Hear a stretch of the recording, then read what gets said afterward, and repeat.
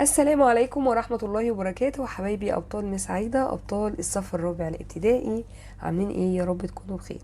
النهاردة هنحل مع بعض تدريبات الدرس الرابع، درس محافظات مصر. ده كتاب الأضواء، معانا صفحة 44. متنسوش قبل ما نبدأ اللايك والكومنت، ولو لسه أول مرة تشوفوني ياريت اشتراك في القناة. ويلا بينا نبدأ الحل بتاعنا. أكمل العبارات الآتية بما يناسبها من كلمات. مساحة من الأرض تضم مجموعة من الأحياء هي المحافظة. الحدود التي تفصل المحافظات عن بعضها تسمى حدود إدارية. عاصمة جمهورية مصر العربية محافظة القاهرة. من محافظات الحدود الصحراوية معانا محافظات كتير، ممكن البحر الأحمر، ممكن مطروح، أو أي محافظة تانية من المحافظات الصحراوية. تعتبر محافظة أسوان من محافظات الوجه القبلي. ضع علامة صح أمام العبارة الصحيحة وعلامة خطأ أمام العبارة غير الصحيحة. الحدود الإدارية تفصل المحافظات المتجاورة عن بعضها، طبعا صح. محافظة الإسكندرية تقع على البحر الأحمر، غلط لأنها بتقع على البحر المتوسط. مشروع حي الأسمرات بمحافظة القليوبية من المشاريع التي أقامتها الدولة، طبعا مشروع حي الأسمرات مش موجود في القليوبية. نظرا لاتساع مساحة مصر تم تقسيمها إلى ولايات، غلط، هي اتقسمت إلى محافظات.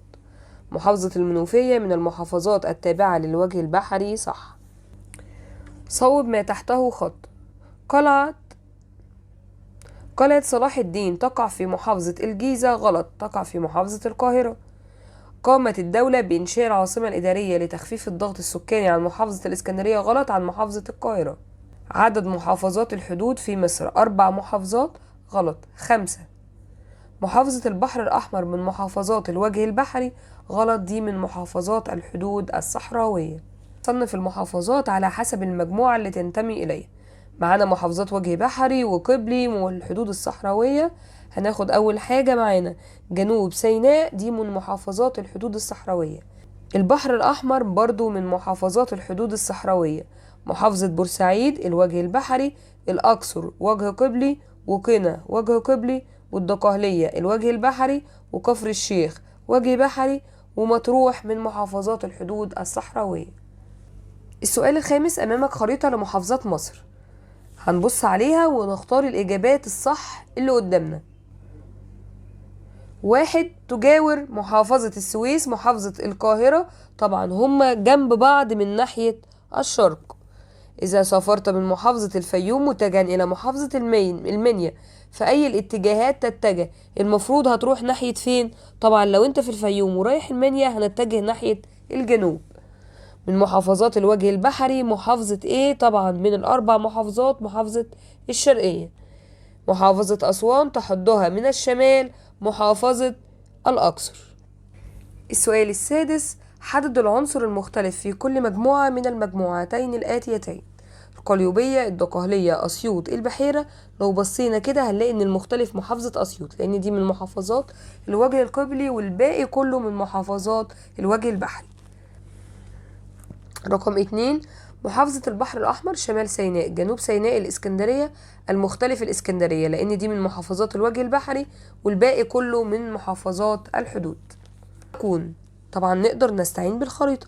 أنا محافظة أقع ضمن محافظة الحدود الصحراوية شمالي البحر المتوسط، ممكن تبقى مطروح، تمام، ممكن تبقى كمان محافظة شمال سيناء، تمشي. أنا محافظة أقع ضمن محافظات الحدود الصحراوية وأقع في شمال شبه الجزيرة العربية، تبقى محافظة، طبعا دي ملهاش بديل تاني، محافظة شمال سيناء. محافظة أقع ضمن محافظات الوجه القبلي شمالي سوهاج وجنوبي الأقصر، تبقى هي في النص، تبقى محافظة قنا. أنا مدينة جديدة تقوم بإنشائها الدولة لتخفيف الضغط على القاهرة، طبعا دي العاصمة الإدارية الجديدة. فسر السبب دي يعني زي بما تفسر. أهمية استخدام نظام تحديد المواقع العالمي اللي هو الGPS لتحديد المواقع وتحديد اتجاهات السير. تم تقسيم مصر إلى محافظات ليه؟ بسبب اتساع مساحة مصر. نكمل صفحة أسئلة امتحانات الإدارات صفحة 46. أمامك خريطة لجمهورية مصر العربية، وضح عليها مدلول الأرقام الآتية.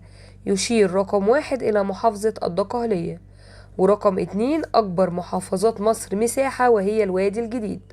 رقم 3 عندنا محافظة القاهرة اللي هي عاصمة مصر، وبعد كده محافظة صحراوية اللي هي محافظة مطروح. السؤال الثاني، اكتب كلمة صواب أمام العبارة الصحيحة وخطأ أمام العبارة غير الصحيحة. تعد محافظة الأقصر من محافظات الوجه البحري، طبعا خطأ لأنها من محافظات الوجه القبلي.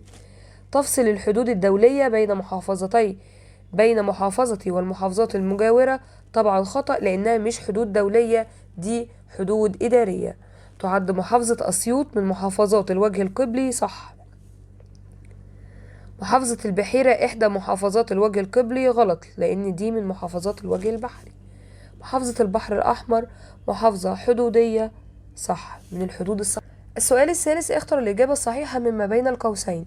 إحدى محافظات الحدود الصحراوية معانا مطروح، السويس، المنوفية، طبعا محافظة حدودية يبقى مطروح.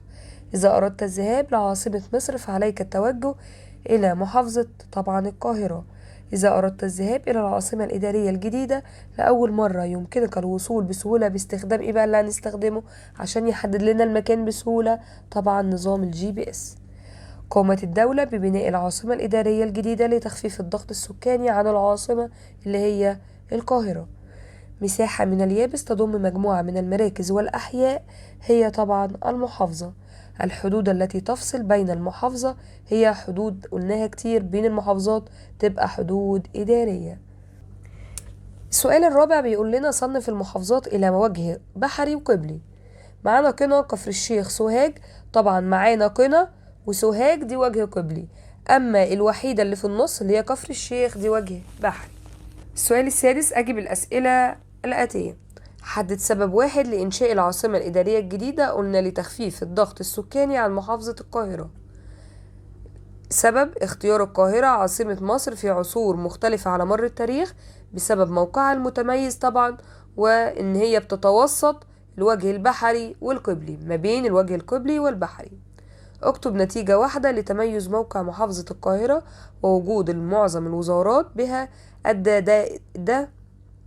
اكتب نتيجة لتميز موقع مصر. اكتب نتيجة واحدة لتميز موقع محافظة القاهرة ووجود معظم الوزارات بها. الكلام ده أدى إلى إيه؟ أدى إلى زيادة تكدس الخدمات في المحافظة. معانا آخر صفحة اختبر نفسك، صفحة 47. معانا الخريطة وبنقول رقم 1 معانا محافظة القاهرة، ورقم 2 محافظة حدودية جنوب سيناء، ورقم 3 البحر الأحمر، ورقم 4 نهر النيل. ولما يسألنا ويقول لنا ما رأيك في أهمية نظام الGPS، طبعا احنا خدناها. أهميته بيعمل ايه؟ تحديد المواقع والأماكن، وكمان تحديد اتجاهات السير. السؤال الثاني، ضع دائرة حول الإجابة الصحيحة. يوجد بمصر ايه؟ محافظات حدود صحراوية. يعني كم محافظة معانا؟ قلناهم 5 محافظات اللي هي الحدود الصحراوية. بالنظر لخريطة مصر في السؤال السابق، محافظة ايه اللي بتطل على البحر المتوسط أحمر؟ محافظة البحر الأحمر ولا جنوب سيناء ولا سوهاج؟ طبعا هي بورسعيد. محافظة شمال سيناء ومحافظة الوادي الجديد تتشابهان في أنهما طبعا هما الاتنين من محافظات الحدود الصحراوية. اختيار محافظة القاهرة عاصمة للبلاد يرجع إلى إيه؟ اتساع مساحتها ولا كثرة موانيها ولا موقعها المتميز ولا ازدهارها صناعيا؟ طبعا لسه قايلين بسبب موقعها المتميز. مسجد عمرو بن العاص يقع في محافظة الجيزة ولا القاهرة ولا القليوبية ولا الدقهلية؟ موجود طبعا في القاهرة. آخر سؤال معانا السؤال الثالث، صوب ما تحته خط. محافظة الإسكندرية من محافظات الحدود؟ لا طبعا دي من محافظات الوجه البحري. مصر تطل على البحر المتوسط من جهة الشرق؟ لا، البحر المتوسط عندنا في الشمال. الجيزة تعتبر عاصمة مصر السياسية؟ لا طبعا الجيزة أو القاهرة هي العاصمة. الحدود الدولية تفصل بين المحافظات؟ طبعا قلنا حدود إدارية. أنشأت الدولة العاصمة الإدارية لتخفيف الضغط عن محافظة السويس؟ لا، ده عشان تخفف الضغط عن العاصمة اللي هي القاهرة. وبكده نبقى خلصنا حل التدريبات. اشوفكم في فيديو جديد، ما تنسوش اللايك والكومنت، واشوفكم في فيديو جديد بإذن الله.